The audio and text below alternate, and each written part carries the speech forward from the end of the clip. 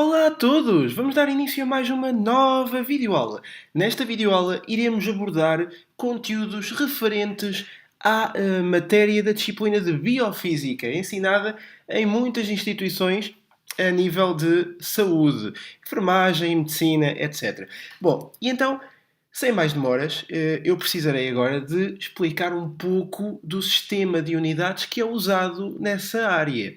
Como devem calcular, e eu tenho alguns vídeos feitos já, podem consultá-los se quiserem, sobre física, nomeadamente mecânica de fluidos, nós trabalhamos com condutas e as condutas têm metros de diâmetro. Ora, na saúde lidamos com veias, que, embora o funcionamento seja semelhante, as unidades não estariam enquadradas se considerássemos o metro. Daí termos de usar um sistema de unidades que é um sistema mais adequado. Por exemplo, em vez do metro usa centímetro, em vez do quilograma usa grama. Pronto. E então, esse sistema de unidades chama-se Sistema de Unidades CGS. É mesmo assim que se representa. Bom, e é fácil perceber porquê. Ora, o C vem de centímetro, que é a unidade com que devemos considerar face a medidas, face a comprimentos. Bom, o G vem de grama, tudo o que forem massas devem ser em grama, e o S vem de segundo. Aqui, face ao sistema que nós conhecemos como sistema internacional, não há nada de diferente. Bom, é isto. Agora, o meu objetivo nesta videoaula é falar-vos um pouco da pressão mecânica de fluidos, portanto, vamos falar da pressão. E vamos falar da pressão em líquidos, em fluidos parados e em movimento. Quando estivermos em movimento, iremos falar apenas de fluidos ideais ou perfeitos. Quando chegarmos aos fluidos não ideais, ou chamados reais, então aí será na videoaula seguinte e já falaremos de outras formas um bocadinho mais complexas. Aqui iremos apenas até ao teorema de Bernoulli, passando por várias etapas, tá? Vamos então só adaptar aqui algumas questões. Por exemplo, a área, que eu gosto de usar como A, mas se vocês consultarem literatura da área onde os dados sejam dados em inglês, é normal encontrar o S como área, está bem? Portanto, o S é a letra que vamos considerar para a área, cujas unidades têm que vir em centímetros quadrados. Faz sentido. Por exemplo, o volume, podemos considerar V, e então é de esperar, vou aqui escrever volume, é de esperar que as unidades sejam centímetros cúbicos. Face à velocidade, vou aqui considerar velocidade, a unidade será centímetro por segundo. A aceleração pode ser o A, mas a única que aqui vamos usar é mesmo o G, a aceleração gravítica. Vou aqui colocar aceleração gravítica, que é o centímetro por segundo quadrado. Já agora, caso tenham dúvidas, a aceleração gravítica é sempre o mesmo valor e neste caso, face a estas unidades, é 980 cm por segundo quadrado, está bem? É um valor tabelado. Bom, a partir daqui podemos também recorrer à força, que iremos representar por F. Força que vem na unidade do DIN. O normal seria o Newton, está bem? Já agora aproveito para vos dizer que 1 Newton é o mesmo que 10 elevado a 5 dines. Tá bom? Isto poderá dar jeito caso nos peçam para converter. Normalmente não vão pedir, não vão complicar, porque se o nosso sistema ao trabalhar é o sistema CGS, então teremos que usar já essas unidades e também ninguém vai complicar muito, tá? Agora a pressão. Deixa-me abrir uma nova página para vos explicar a pressão, que será importantíssima, não é? A pressão acaba por ser, deixem-me só escrever, pressão acaba por ter como unidades o DIN por centímetro quadrado. Mas porquê? Na realidade, a pressão deveria ser Newton por metro quadrado, que era o equivalente a Pascal. Pascal, que é o mesmo que Newton por metro quadrado. Bom, só que 1 Newton já vimos que eram 10 elevado a 5 dines. E 1 metro quadrado são 10 elevado a 4 centímetros quadrados. Porquê? 1 metro quadrado são 10 10 não, 100, desculpem. 100 decímetros quadrados, que são 10.000 centímetros quadrados. Bom, em forma de potência de base decimal, isto é o mesmo que ter 10 elevado ao número de zeros que tenho, portanto 4. Tá? Está explicada aqui a conversão. Então isto irá dar 10 din por centímetro quadrado, porque a maioria deles vai cortar, vai simplificar e sobra apenas o 10. Portanto, 1 Newton, 1 Pascal, que é 1 Newton por metro quadrado, são 10 dins por centímetro quadrado. Fica aqui a conversão feita para que não haja qualquer dúvida, tá? Mas vamos continuar e vamos trabalhar também com energia, o E. Do inglês é W, só para terem a noção, tá bem?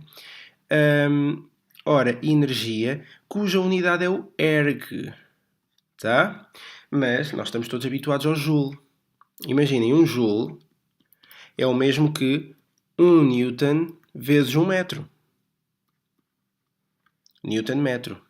Bom, reparem que, como o Newton são 10 elevado a 5 dines, e como o metro são 10 ao quadrado de centímetros, reparem que agora o metro já não está elevado a 2, portanto, 1 metro são 10 decímetros, que são 100 centímetros, isto irá dar 10 elevado a 7 din de centímetro. Ora, e o din de centímetro, como já está nas unidades CGS, pode ser considerado erg. Portanto, 1 joule são 10 elevado a 7 ergs, certo? Está também aqui a conversão feita. Bom, face a isto vem agora a potência. Na realidade também deveríamos representar por P. Eu também vou aqui colocar o P, mas eu não vou trabalhar com ela neste vídeo, portanto não haverá confusões, tá? É só para ficar já sabido. Ora, a potência tem como unidades erg por segundo. Aliás, a potência é a energia a dividir pelo tempo, a energia por unidade de tempo. Agora, eu estou habituado a trabalhar com watts, verdade? Vejam, o watt, na realidade, acaba por ser 1 joule por segundo. O segundo eu não vou mexer. E o joule eu já sei que são 10 elevado a 7 ergs, portanto, terei 10 elevado a 7 erg por segundo. Isto equivale a 1 watt. Certo? Só isto. Já agora esqueci-me de falar, e se calhar fica mais correto falar aqui, até na página anterior, mas tudo bem, eu vou deixar um espacinho aqui, para falar do caudal, tão importante que ele é. Ora, o caudal vamos representar assim, um V com um ponto em cima. Vou aqui escrever caudal, e o caudal não é mais do que uma quantidade em volume de água por unidade de tempo. Portanto, como estamos nas unidades CGS, centímetro cúbico por segundo. Volume a dividir por tempo. Tá bom? Só isto. E estas são as unidades que iremos usar e iremos já estabelecer neste vídeo. Se bem que neste vídeo a coisa ainda será soft, porque eu irei falar da matéria sob o ponto de vista teórico. Depois, na videoaula seguinte, é que terei resolução de exercícios para que vocês possam, assim, pôr em prática os conteúdos que aqui estão vistos, tá bom? Então, vamos avançar e vamos avançar com os fluidos parados. Então, vamos cá considerar fluidos parados. Ora, fluidos parados. Não há movimento. Não havendo movimento, reparem, se eu quiser estudar a pressão não é mais do que força por unidade de área. Já vimos até que a unidade será o din por centímetro quadrado. Até aqui, tudo bem. Só que agora imaginem um reservatório onde eu tenho aqui um objeto no fundo do reservatório. Eu tenho aqui esta altura, que eu vou designar H. Tenho aqui um fluido, não me interessa qual é um fluido qualquer. E aqui estou em contacto com a atmosfera. Portanto, vou aqui colocar atmosfera. Bom, aqui o símbolozinho do fluido, aqui uma coisinha, para dar a ideia que é um líquido. Ok, tudo bem. Reparem agora uma coisa muito interessante. Eu quero a pressão deste valor, que é o valor do ponto X. Então, a pressão do ponto X não será nada mais, nada menos do que a pressão no topo. E reparem que o topo é a atmosfera, pressão atmosférica, mais a densidade do fluido, e reparem que não muda, vezes a aceleração gravítica, vezes a altura do topo, até ao ponto que eu estou a considerar. Cá está. E a isto eu vou chamar a lei da hidrostática de pressões. Portanto, sempre que me pedirem uma pressão num ponto, eu tenho que considerar o ponto do topo, a pressão no topo, e somar-lhe a densidade vezes a aceleração gravítica vezes a altura de coluna que dista desde o topo até ao ponto que eu estou a considerar. Não tem nada que saber. Vamos só ver mais dois casos. Segundo caso, imaginem agora que este reservatório continua a ter o ponto aqui no fundo, ponto X, só que este reservatório tem dois tipos de fluidos. A água, por exemplo, e depois um óleo qualquer. Reparem que eu estou a fazer isto de forma correta.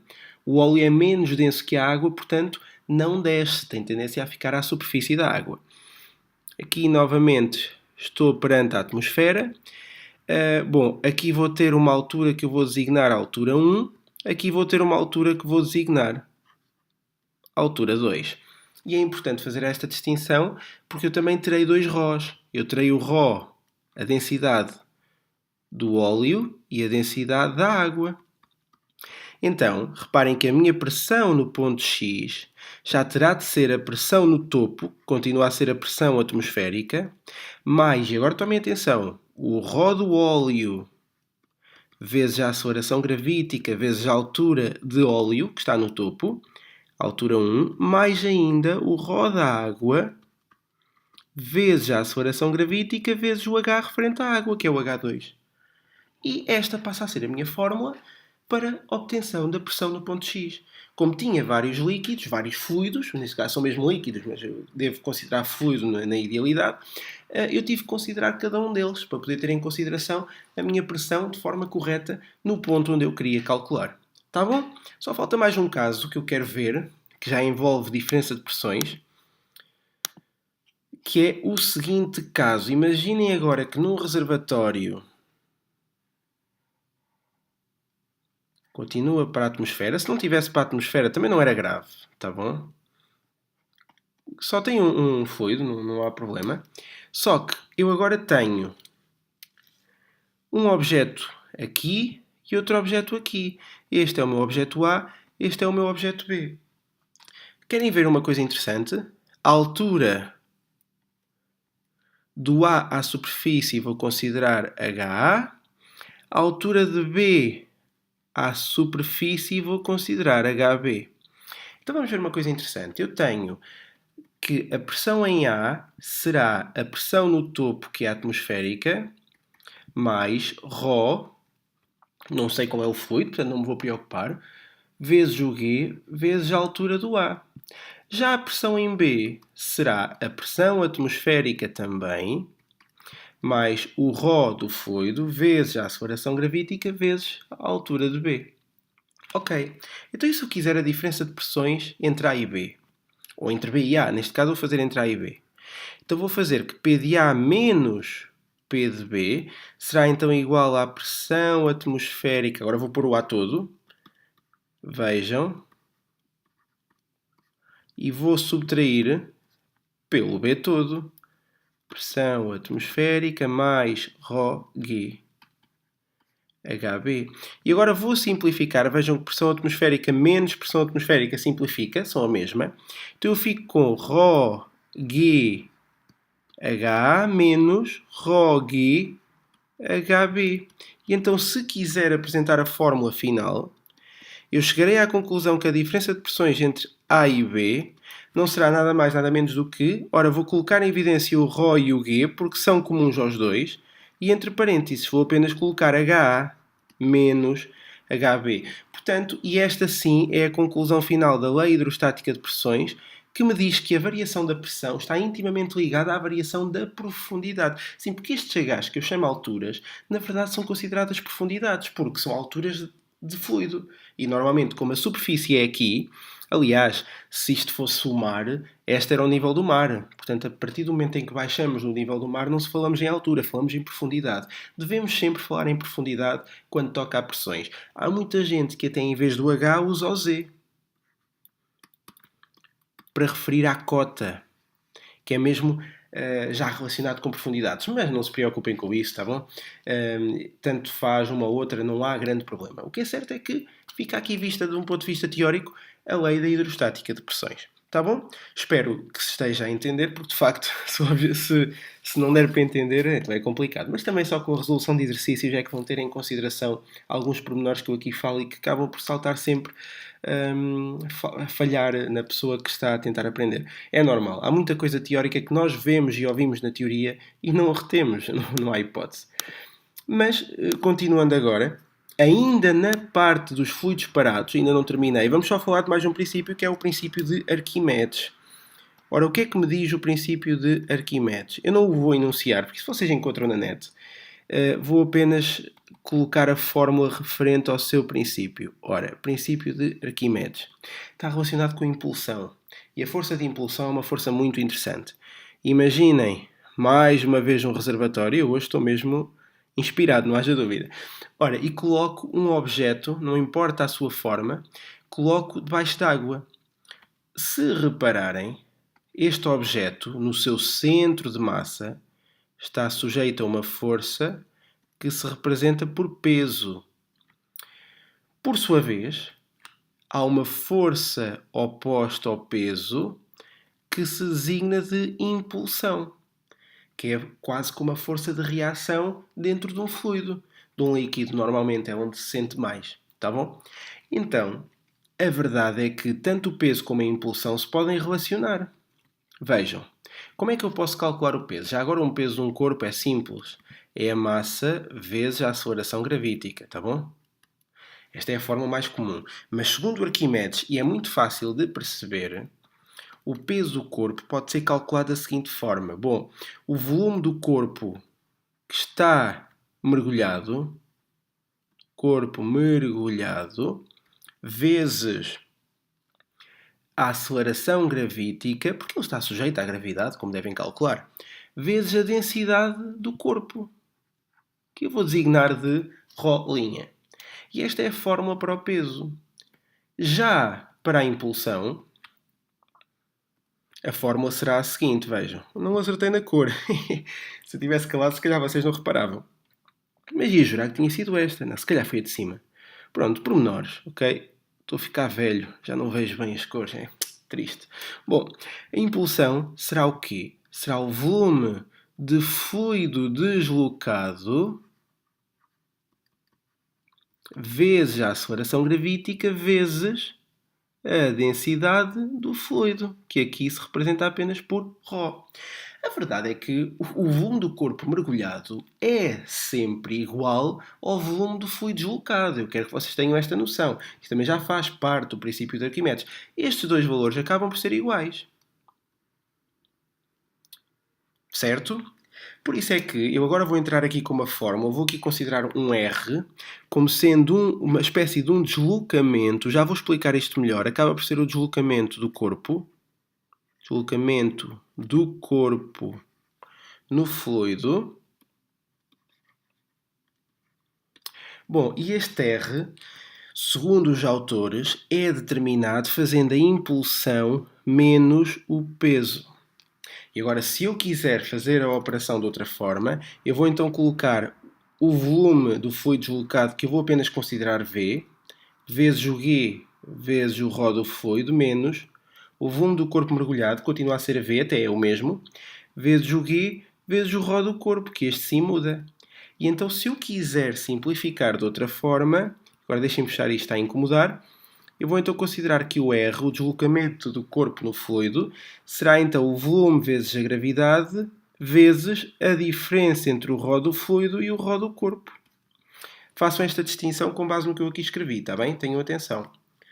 Pronto. Só isto. E então, o que eu posso daqui concluir é uma coisa muito simples. Se o ρ do fluido for maior que o ρ do corpo, o corpo ascende à superfície. Sobe, portanto. Ok? É menos denso que o fluido, fica à superfície. Faz sentido. Bom, isto significa outra coisa também. Para quem preferir assim, querem ver?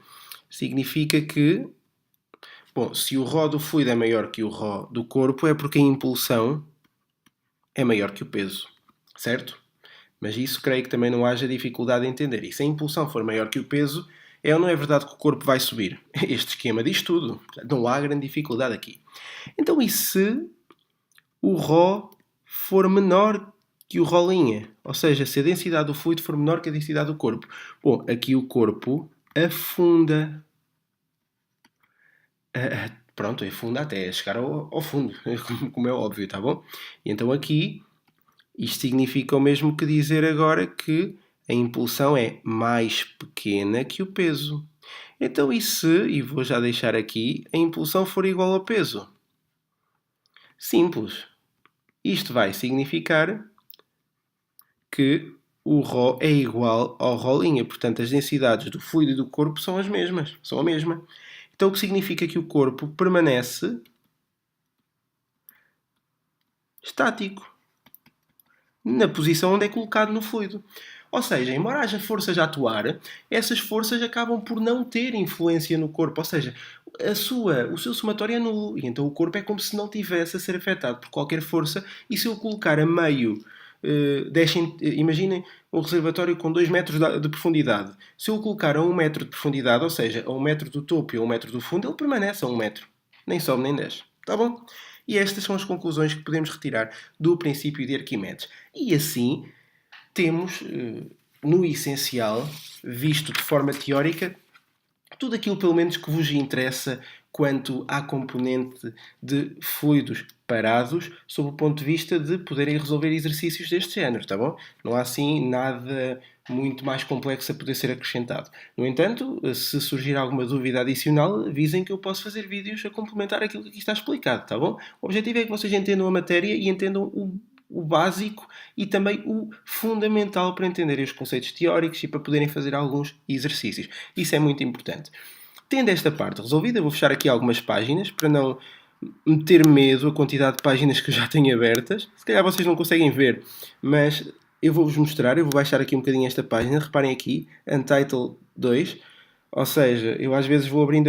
Quando olho para aqui já vai no 8 ou no 9 e epá, vocês podem não conseguir ver, mas eu vejo e por vezes assusto-me. Portanto, vou fechando algumas para não parecer tanto. Então vamos agora para os fluidos em movimento. E os fluidos em movimento têm muito que se lhe diga, tá bom? Fluidos em movimento. Há uma coisa aqui que que torna completamente diferente. É a velocidade que o fluido adquire. Porque se ele está em movimento, a velocidade deixa de ser zero e tem que ser contabilizada. E depois o fluido pode deslocar-se a uma velocidade constante ou variada. Essa velocidade pode fazer com que ele ande na horizontal ou na vertical ou numa direção oblíqua. Isto pode complicar bastante. Mas pior ainda, o fluido em movimento pode ter a capacidade de uma secção para a outra, transportar toda a carga que levava, e então ele chama-se fluido ideal ou perfeito. Ou então pode ser tipo mel. Se eu pegar num frasco de mel e o meter a descer uma conduta, uma coisa qualquer, nem que seja apenas uns centímetros, epá, primeiro que aquele mel deixa todo, portanto, se eu considerar um intervalo de tempo reduzido, eu vou considerar que houve uma grande perda de carga, porque o mel que desceu face ao que ainda ficou é muito reduzido. Já a água, se houver uma inclinação considerada, é de esperar que toda a água deixa num instante. Portanto, a água é mais semelhante a um fluido ideal, a um fluido perfeito, porque não deixa rasto. Tudo o que tinha no início chegou ao fim. Certo? Na realidade, isto acontece em todos. Teríamos era que esperar imenso tempo. Porque há uma coisa que se chama viscosidade, que torna o fluido real, e todos têm, a verdade é que todos têm, uns mais do que outros, mas que faz com que nem toda a carga do fluido se desloque de uma ponta para a outra, pelo menos no tempo que nos seria desejado. A água é considerada o fluido real mais próximo ao fluido ideal que existe, mas mesmo assim é real, tem viscosidade, só que é uma viscosidade reduzidíssima e pode-se admitir perfeitamente zero. Aqui eu vou apenas falar, pelo menos nesta videoaula, sobre fluidos perfeitos, portanto, vamos esquecer a viscosidade, a lei de Poiseuille, número de Reynolds, etc. Isso fica para o próximo vídeo teórico, tá bom? Então, vamos lá. Dentro dos fluidos em movimento já viram que há os reais e os perfeitos. Aqui vou colocar perfeitos ou ideais. Às vezes vimos nomes diferentes a significar o mesmo e ficamos logo baralhados. E os reais? Bom, então o que é que eu posso retirar quanto aos perfeitos ou ideais? A verdade é que não há viscosidade, praticamente. Viscosidade tende anula. Já os reais têm viscosidade. Têm viscosidade. Vejam eu a querer complicar. Viscosidade tende a nula. Não tem viscosidade, ponto final. Não tem viscosidade. Esqueçam o tende a nula. Isso sou eu a querer complicar agora, também não sei porquê. Deve ser das horas, mas também não vos interessa a hora que eu estou a fazer o vídeo.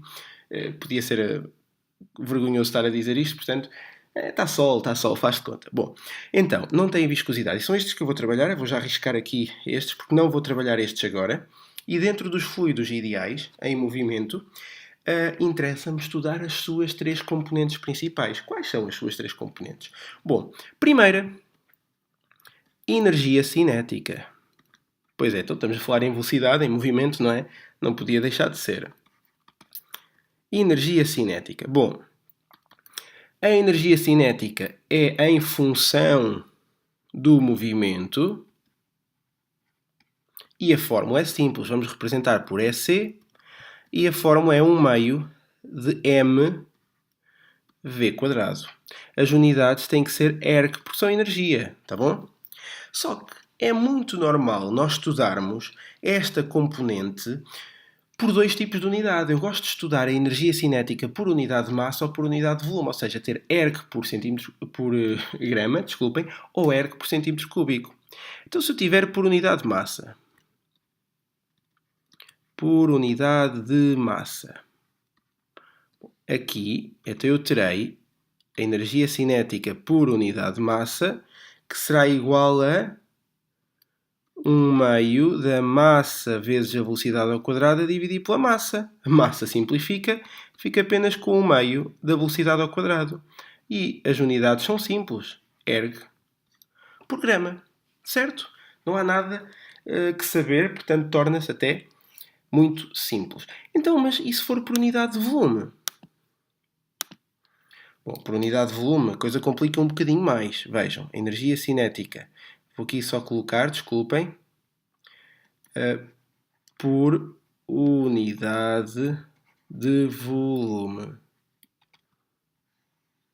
Então a energia cinética a dividir pelo volume será igual a 1 meio da massa vezes a velocidade ao quadrado a dividir pelo volume. Eu não sei se isto vos atrapalha, mas o vezes eu não escrevo nada, é como se fosse um ponto, está bem? Tudo bem. Só que eu tenho que ter em consideração uma coisa muito importante. Vejam, a massa é o volume a multiplicar pela densidade. Eu até gosto mais da fórmula deste jeito. A densidade é a massa a dividir pelo volume. Por isso é que há quem lhe chame massa volúmica também, ok? E já que eu fiz as formas todas e mais algumas, o volume será a massa a dividir pela densidade. Portanto, eu para não deixar nesta forma assim tão feia, eu vou deixar 1 meio vezes massa vezes velocidade ao quadrado a dividir por volume, que é massa sobre densidade. E então eu ainda posso simplificar de outra forma. Quando eu tenho uma fração em denominador, eu posso inverter. Portanto, fica 1 meio da massa velocidade ao quadrado densidade a dividir pela massa. E vejam como a massa simplifica e fica só 1 meio de v quadrado ρ ou de ρ v quadrado. E esta é a minha fórmula da energia cinética por unidade de volume. Unidades. Bom, tanto pode ser o erg por centímetro cúbico, que até faria mais sentido, não é verdade? Como, e eu não sei se têm noção, eu há pouco representei, o erg é o mesmo que ter... Já agora deixem-me fazer isto de outra forma, deixem-me fechar aqui o parênteses, para igualar unidades. O erg é o mesmo que din centímetro. E isto, ao dividir por centímetro cúbico, significa ter din por centímetro quadrado. Portanto, se virem erg por centímetro cúbico, está bem e faz todo o sentido, energia por volume, por unidade de volume, mas se virem din por centímetros quadrados, está igualmente bem. Porque, na realidade, a fórmula significa o mesmo. E eu, pessoalmente, se me virem a resolver exercícios, e vão ver nas videoaulas seguintes, eu vou mais usar estas unidades, está bem? Eu vou tentar usar estas, prometo. Mas, como estou tão habituado às outras, se calhar vou mais usar as outras. Mas que tenham noção que são a mesma, tá? Portanto, não adianta voltar a fazer esta dedução para os próximos, porque fica aqui sabido, ok? Está visto então, e quanto à energia cinética, estamos conversados. Vamos então à energia potencial gravítica, que é a segunda forma de energia quando estudamos fluidos em movimento. Então, energia potencial gravítica. Reparem que esta energia é em função da altura, portanto tem que haver uma variação da altura. Senão, não há variação deste tipo de energia, tá bom? E a fórmula é muito conhecida. Energia potencial gravítica. Reparem, volto a chamar a atenção, se em vez do E virem um W, é porque estão a trabalhar sob o ponto de vista da literatura inglesa. Eu, por acaso, aqui nestes vídeos já usei a área como S, mas a energia faço questão de usar como E. Mas tanto faz, está bem? Tenham um critério. Usem sempre o mesmo critério. Não usem agora E e depois W, ou depois S e depois já. Usem sempre o mesmo. Se é S, é S até ao fim. Se é A até ao fim, para as áreas. Se for E para a energia, é E até ao fim. Se for W, é W até ao fim. Sejam coerentes. Isso é que é importante. Bom, a energia potencial gravítica é M vezes G vezes H e a unidade é erg. Ponto final, parágrafo.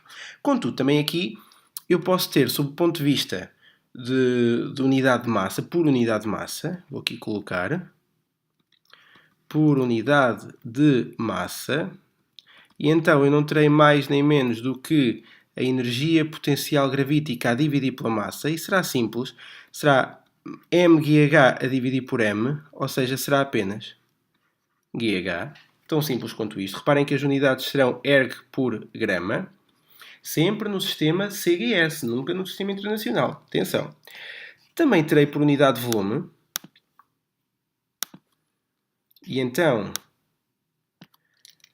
por unidade de volume, deixem-me só aqui escrever, por unidade de volume, tenho energia potencial gravítica a dividir pelo volume, que é mGh a dividir por volume. Mas lembram-se que o volume pode ser considerado... Reparem, a massa é o volume a multiplicar pelo ρ. Agora escrevi um G, mas foi sem querer.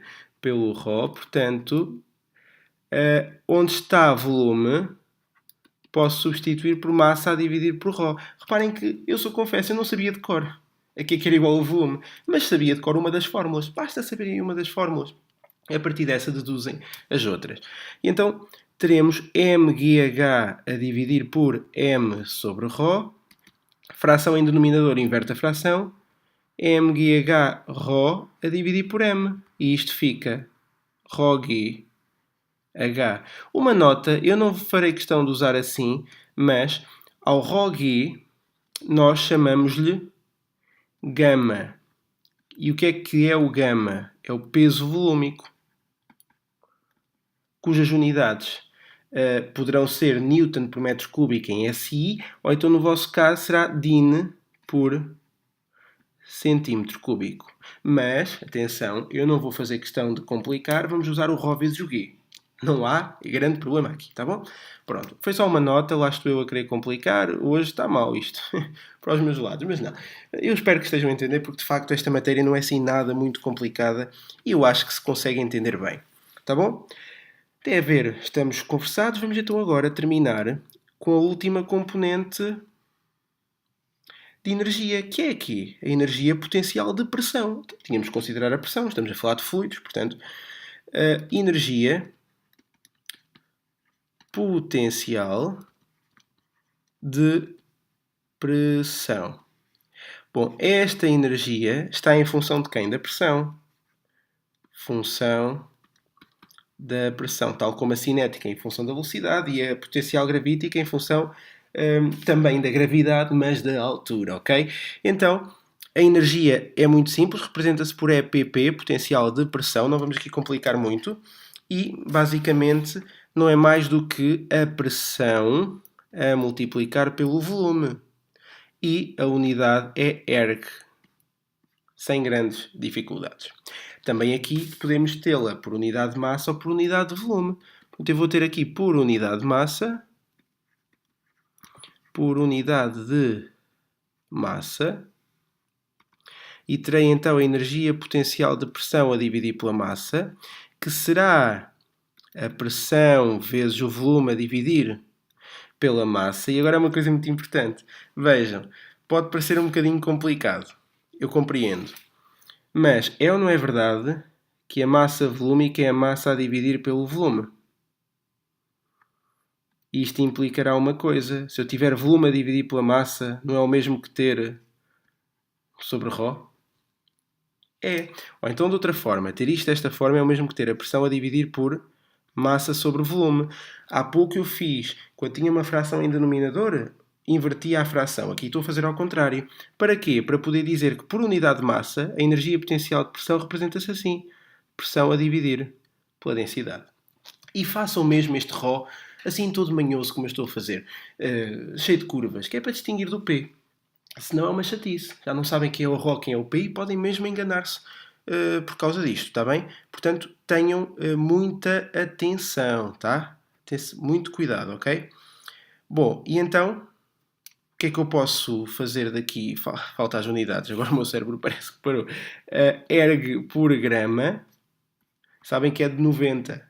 Peguem num computador do Windows 90, nem havia, acho eu, mas e vejam como é que ele demora a trabalhar. Já muito rápido trabalho eu.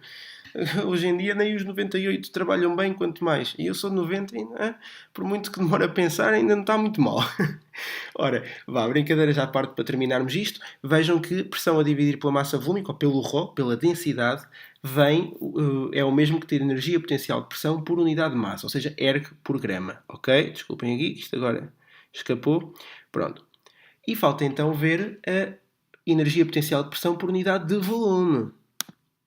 Vamos então aqui considerar. É a mais fácil de todas. Querem ver? Ora, por unidade de volume, não temos nada mais nada menos do que EPP a dividir pelo volume. Como a energia potencial de pressão é a pressão vezes o volume, divide por volume, fica só pressão. Tão simples quanto isto. E se é só pressão, vejam que eu tanto posso ter erg por centímetro cúbico, como posso ter o tal din por centímetro quadrado, porque a realidade é que a pressão tem unidades de din por centímetro quadrado, certo?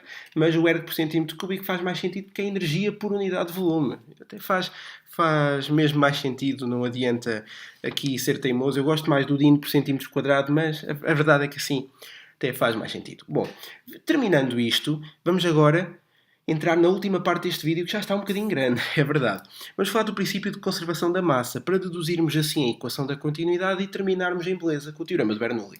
Bom, então, vamos ao princípio de conservação da massa. Princípio de conservação de massa. E eu agora vou imaginar, até pode ser na horizontal para ser mais simples, um sistema deste género. E tenho aqui uma secção, e reparem que normalmente as condutas são sempre circulares. No vosso caso, as veias, as artérias, não é? Todos esses vasos capilares que são importantes ser estudados também são, na verdade, cilíndricos, mas se virem esta componente na transversal, não na longitudinal, mas na transversal, são esferas. Portanto, dá perfeitamente para usar aqui uma área como sendo uma área de uma superfície, de uma secção, aliás, da secção circular. Bom, eu disse são esferas, não são círculos, ok? Desculpem lá, claro que não são esferas. Então, se esta for a secção A e esta for a secção B, o princípio da conservação da massa diz-me que a massa em A, eu vou usar M pequeno, atenção, que a massa em A é igual à massa em B. E agora é só importante perceber uma coisa: a forma de cálculo da massa pode perfeitamente ser a área de secção vezes a velocidade vezes a densidade. E se isto é em A, também será em B. Só que há aqui uma coisa interessante. As densidades, como o fluido não muda, são iguais, portanto podem ser simplificadas. Logo, eu chego à conclusão que a velocidade em A vezes a secção em A é igual à velocidade em B vezes a secção em B. Então eu vou já fazer isto. Velocidade em A dividir por velocidade em B igual à secção em B a dividir por secção em A. Secção é a área, atenção. Pronto. Basicamente seria só isto. Mas eu, para fazer a próxima simplificação que quero, eu vou precisar de uma coisa, que é, em cálculo auxiliar, fazer-vos aqui uma dedução. A área de secção em A será π vezes o raio em A ao quadrado, a área do círculo. Tal como a secção em B será sim, isto é um B, embora não pareça, será π vezes RB ao quadrado. Então eu chego aqui e digo que a velocidade em A sobre a velocidade em B é o mesmo que π R ao quadrado em B sobre π R ao quadrado em A. E vejam como o π é igual, simplifica, logo a velocidade em A sobre a velocidade em B é igual ao raio ao quadrado em B a dividir pelo raio ao quadrado em A. E tanto a esta equação como até esta podemos chamar, mas mais à segunda, mas não há grande crise, podemos chamar a equação da continuidade. Continuidade. Muito importante para estudos destas temáticas, neste âmbito mesmo muito importante, tá bom? Portanto, esta é a equação da continuidade. Vejamos então uma coisa interessante, que é, se calhar até é mais fácil ver aqui, a velocidade em A aumenta, para que tudo se mantenha igual, a secção em A tem que diminuir. E vice-versa. Se a área da secção em A aumenta, a velocidade tem que diminuir. Então vejam aqui, é de esperar que haja é de esperar aqui que a velocidade em A seja menor que a velocidade em B. Epá, mas como é que sabes? Ora, porque está na cara que a área de secção em A é maior que a área de secção em B, verdade ou mentira? Mas para que isto se assuma, é preciso ter aqui em consideração uma coisa muito importante, que é, há aqui um regime permanente, ou seja, a quantidade a entrar é a mesma. Eu tenho a certeza que a carga de fluido que passa é exatamente a mesma. Por isso é que se eu lhe diminuo a passagem, ele tem que passar mais rápido, porque eu tenho que garantir que a mesma quantidade de fluido passa. Então, e é com isto que eu termino esta parte da equação da continuidade, com uma coisa muito importante. Vejam que trabalhar em regime permanente, que é como trabalhamos, significa considerar que em duas zonas o caudal é o mesmo. Portanto, o caudal em A tem que ser igual ao caudal em B. Isto também leva à conclusão de que as massas também são iguais. Portanto, como o caudal, e isto agora é importante, é a secção vezes a velocidade. Eu aqui, desculpem, usei para velocidade... foi o V pequeno. Agora, por menos, fiquei na dúvida. Vou evitar usar o V grande para a velocidade, só porque o V grande é o volume. E mesmo o caudal parece um V, é um V com um ponto por cima, portanto, é complicado, mas tudo bem. O caudal é a secção vezes a velocidade. E aqui a secção em A vezes a velocidade em A dá o caudal em A. A secção em B vezes a velocidade em B dá o caudal em B. Portanto, mais uma vez, chegamos à equação da continuidade, de outra forma. Mas porquê? Porque há regime permanente e os caudais são iguais. Portanto, isto tem que se verificar. É muito importante, está bom? E basicamente é isto que é preciso saber. Entrando no Teorema de Bernoulli. Preparem-se agora. Teorema de Bernoulli, o que é? Já falámos. O Teorema de Bernoulli é o teorema que relaciona as três componentes num fluido. A componente cinética, a componente potencial gravítica e a componente potencial de pressão. E tem três vias. Pelo menos nós aqui estudamos três vias. Estudamos o teorema de Bernoulli no ponto de vista energético. A nível energético, vou colocar mesmo do ponto de vista energético, ou seja, onde cada parcela é usada com a unidade erg, e então basicamente eu tenho a energia cinética. Agora, o teorema de Bernoulli é muito importante porque trabalha sempre entre duas secções. Tem que haver sempre o transporte do fluido de um ponto para o outro. Aliás, senão não havia movimento, não é verdade? Portanto, a energia cinética em A, mais a energia potencial gravítica em A, mais a energia potencial de pressão em A, tem que ser igual à energia cinética em B, mais a energia potencial gravítica em B, mais a energia potencial de pressão em B, e não lhe soma a perda de carga porque os fluidos são ideais, são perfeitos. Tá bom? Portanto, não entra com essa componente. Se eu quiser simplificar, não poderei simplificar muito mais, tenho que considerar um meio da massa em A vezes a velocidade em A ao quadrado, mais massa em A vezes a aceleração gravítica vezes a altura em A, mais, e aqui, a pressão em A vezes o volume do fluido. Isto terá que ser igual a quê? A um meio da massa em B vezes a velocidade em B ao quadrado, mais a massa em B vezes a aceleração gravítica vezes a altura em B, mais a pressão em B vezes o volume. Cá está. E também o volume pode ser em A e em B, atenção. E este é o teorema de Bernoulli no ponto de vista energético. Agora, consoante o caso, há questões que vão anular. Imaginem que estamos a trabalhar num deslocamento horizontal. O HA é igual ao HB. Como as massas, pelo princípio da conservação da massa, são iguais e a aceleração gravítica também, estas parcelas simplificam. E há muitas outras questões que têm que ser avaliadas e só quando resolvermos exercícios é que vocês vão perceber na perfeição, tá bom? Portanto, também não vou amassar-vos muito face a isto. Do ponto de vista energético, está visto o teorema de Bernoulli. Então, e do ponto de vista ainda energético, mas por unidade de massa. Então, agora aqui vou colocar, então e por unidade de massa? Por unidade de massa. E convém ter estas fórmulas na ponta da língua quando tiverem a resolver os exercícios, tá bom? Ora, a energia cinética em A tem que ser dividida pela massa, mais a energia potencial gravítica em A por unidade de massa, mais a energia potencial de pressão em A por unidade de massa.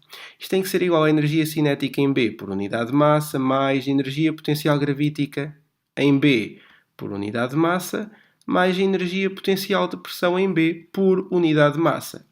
E então agora, se eu quiser simplificar um bocadinho, será simples. Qual é que era a energia cinética em A por unidade de massa? Para não ir lá atrás, eu penso que ainda sei de cor. 1 meio de mv² sobre m, 1 meio de va ao quadrado.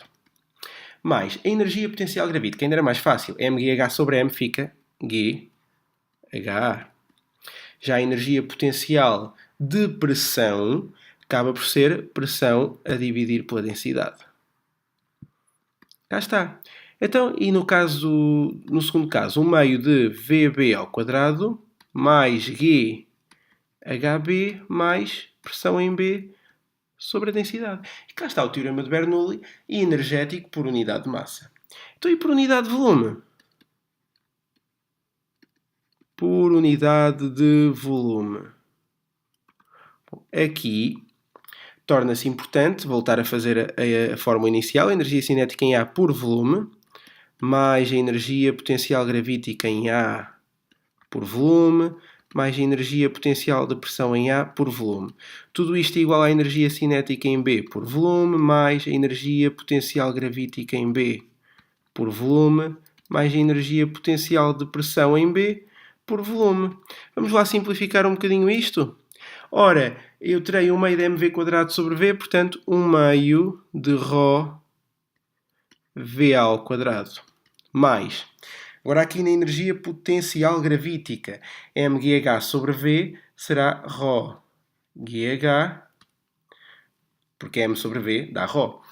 Já na potencial de pressão, vimos que o v simplifica, portanto fica só pressão em A.